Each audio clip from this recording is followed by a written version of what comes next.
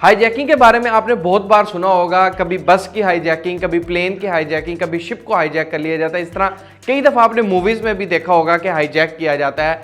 तो आज मैं आपको ऐसी हाईजैकिंग के बारे में बताऊंगा कि एक शख्स जो आज तक नहीं पकड़ा जा सका, आखिर वो शख्स कौन था और उसने ये प्लेन हाईजैक क्यों किया था। आज की इसी वीडियो के अंदर ये सब कुछ मैं आप लोगों को बताऊंगा। मेरा नाम वकार इम्तियाज़ है, आप लोग देख रहे हैं मेरे यूट्यूब चैनल वकार इम्तियाज़। 24 नवंबर 1971 की ये बात है जब एयर होस्टेस के पास एक बैठा शख्स एयर होस्टेस को एक लेटर देता है और उस लेटर के ऊपर लिखा होता है, I have a bomb here and I would like you to sit by me. यानी कि आप मेरे पास एक बम है, आप मेरे पास आकर बैठे। तो जाहिर है कि वो जब एयर होस्टेस उसके पास आकर बैठती है तो वो जब अपना ब्रीफ केस खोलता है तो इस ब्रीफ केस के अंदर बम होता है।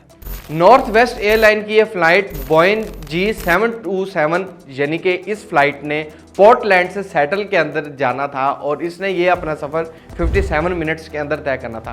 पुराने दौर के अंदर क्या होता था कि इतनी ज़्यादा चेकिंग नहीं होती थी और जो है आपका जो सामान है वो चेक नहीं किया जाता था। आप जहाज़ के अंदर जाकर किसी भी सीट के ऊपर जाकर यानी कि बैठ जाया करते थे, क्योंकि उस दौर के अंदर इतनी ज़्यादा टेक्नोलॉजी जो है वो तेज़ नहीं थी। वहीं पे डैन कूपर नामी एक शख्स ने फ्लोरेंस यानी कि जो एयर होस्टेस थी उसको जब ये लेटर थमाया था और जब उसने बम देखा उसके पास, उसने कहा जी मेरी 3 शर्तें हैं, मुझे $2 लाख चाहिए वो भी कैश के अंदर, 2 पैराशूट चाहिए और मुझे क्या कहते हैं एक रिफ्यूल टैंक चाहिए।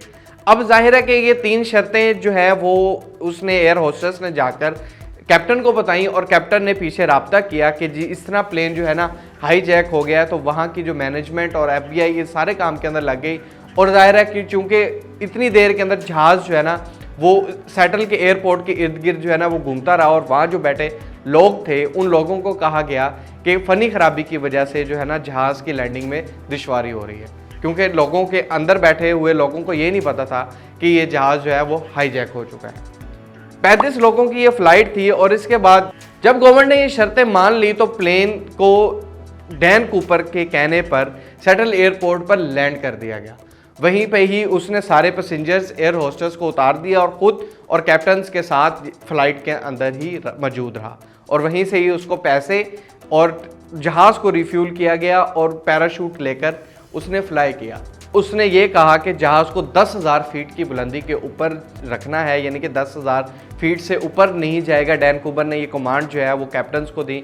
तो कुछ देर बाद जो है ना कैप्टन्स को पता चला कि डोर ओपन हुआ है और इसी के साथ साथ जेट त्यारे भी भेजे गए, जंगी जेट त्यारे जो कि इस जहाज़ की यानी कि नज़र रख सके, लेकिन जहाज़ की स्पीड जो थी वो कम थी और इसको 10,000 फीट के ऊपर रखा गया था, जिसकी वजह से उन जेट्स के लिए स्लो चलना जो था वो मुश्किल था। तो जब डैन कूपर ने वहीं से ही छलांग लगा दी एक पैराशूट और पैसों को लेकर और उसने पीछे फ्लाइट के अंदर एक ही पैराशूट छोड़ दिया था। अब वहाँ जो कैप्टन को जैसे पता चला कि जहाज़ का डोर ओपन हुआ है तो यह जाहिर है किसी ने छलांग मारी है, लेकिन जो जेट त्यारे थे उनको भी नहीं पता चला कि डैन कूपर ने किस टाइम कहाँ से छलांग मारी है। अच्छा, जहाँ जिस एरिया पे कैप्टन को लगा, जहाँ पे वो टाइम मैनेजमेंट उन्होंने देखी, जहाँ पे उनको लगा कि हाँ यहाँ पे इसने छलांग मारी है, उस एरिया को पूरे तरीके से सर्च किया गया, लेकिन वहाँ उस शख्स के बारे में कुछ नहीं पता चला।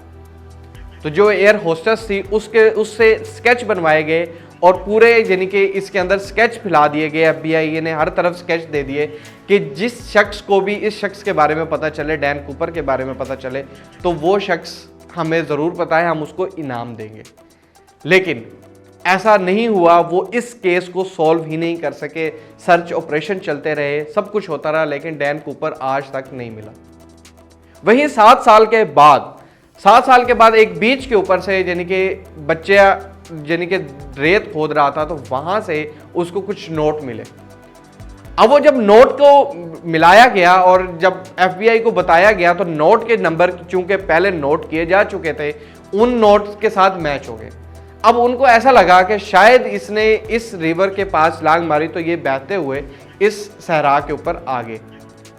लेकिन वो जब उसकी खोज भी चलनी शुरू की तो उनको ऐसा लगा कि जिस जगह की हम बात कर रहे हैं वहाँ अब तक तो कोई जिंदा भी नहीं बचा होगा, क्योंकि इतने साल जो हैं वो गुजर चुके हैं और अभी तक किसी भी शख्स को उसके बारे में पता नहीं चला। तो ये एक वो केस था जिसके लिए FBI के लिए भी बहुत सी मुश्किलात खड़ी होती गई और पैसों का मिलना, क्योंकि पैसों के सीरियल नंबर से अभी तक कहीं पे भी कोई खरीदारी नहीं की गई थी। तो इस तरह उनके लिए केस के अंदर ये नया मोड़ था, लेकिन उनकी मुश्किल मजीद बढ़ती गई और ये केस आज तक सॉल्व नहीं किया जा सका। और ये आप अभी भी जाकर देखें तो ये केस अभी भी ओपन है और नेशनल जियोग्राफी ने इसके ऊपर पूरी एक डॉक्यूमेंट्री भी बनाई हुई है। तो इसी के साथ मुझे नई इजाज़त, अल्लाह हाफिज़।